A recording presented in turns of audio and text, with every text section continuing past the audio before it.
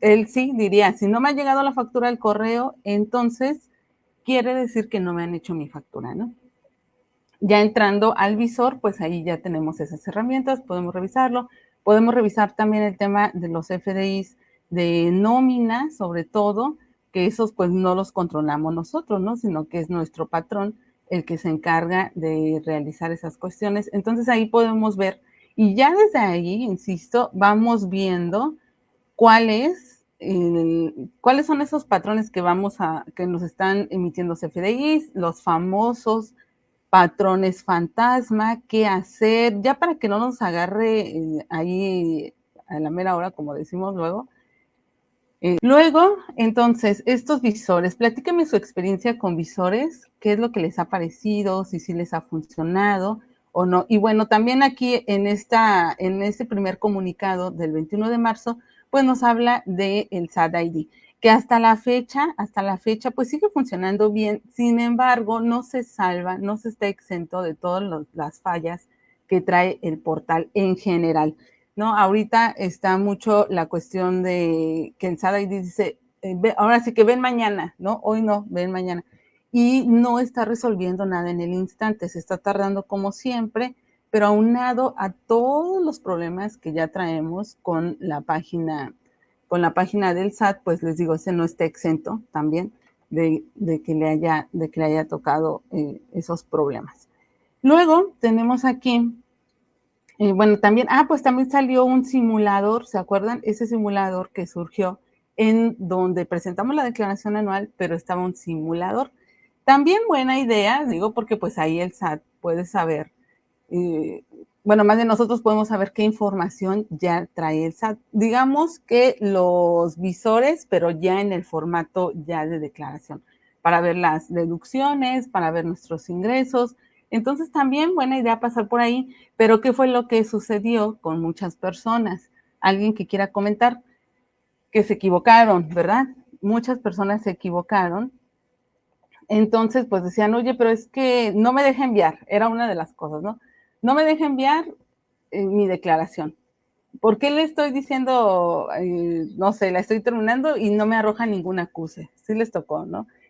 Y pues era precisamente esa cuestión que no es que no era como tal ya la declaración, sino que ya sabemos que hasta el día 1 de abril es cuando se habilita y que también nosotros ya por experiencia propia sabemos que no es lo ideal presentar la declaración el día 1, ¿no? O sea, ni el 1 ni el 2, yo diría, sino pues esperarnos un poquito más a que las cuestiones se, se vayan organizando, se corrijan los posibles errores que puede traer la plataforma.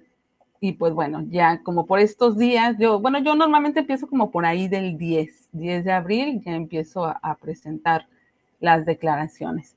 ¿Qué más tenemos? ¿Qué más tenemos aquí? Miren, este comunicado que ha estado dando mucho de qué hablar y pues bueno, lamentablemente ya hemos estado revisando. Este lo emitió el SAT el 23 de marzo. Como les digo, hay mucha información ahorita respecto a la declaración anual y desde marzo.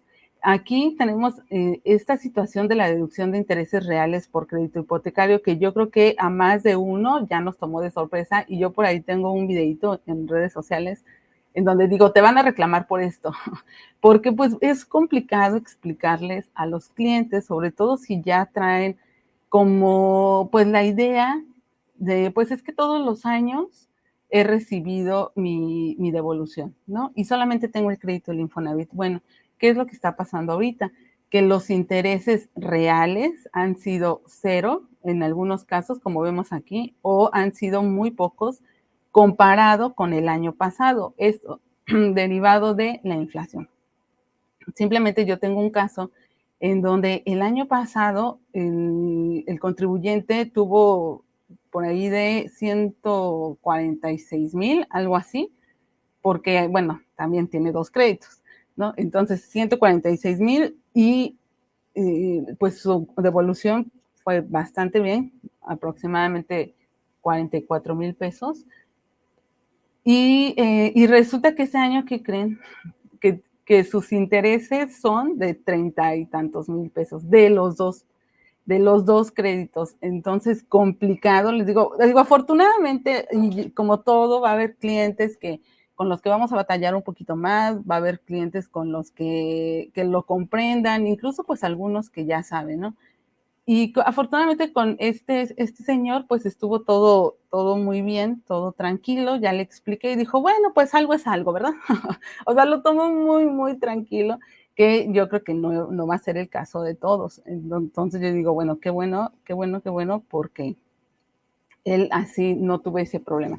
Y comentar él, y de este comunicado se va uno con la idea que si no hay intereses es por ese efecto, pero hay quienes dicen que el Infonavit tiene errores en sus constancias y con esto se acentúa la incertidumbre. Muy buen punto, Areli, porque exacto. O sea, nosotros como que tenemos una situación y nos podemos ir enfocando en esa situación cuando pudiera haber otras, ¿no? Y sabemos, como ahorita comentas, hay errores, o a veces que los patrones no están enterando pues esas aportaciones. ¿Y qué es lo que pasa? Podemos decir, bien lo dice Sareli, no, pues es que fue este tema de la inflación. Y entonces, ¿dónde está nuestro derecho de tener esta devolución, ¿no? Miren, creo que ya lo encontré. Ay, perdón, les digo, es que como que me distraigo mucho con este cosito raro. Creo que ya lo encontré.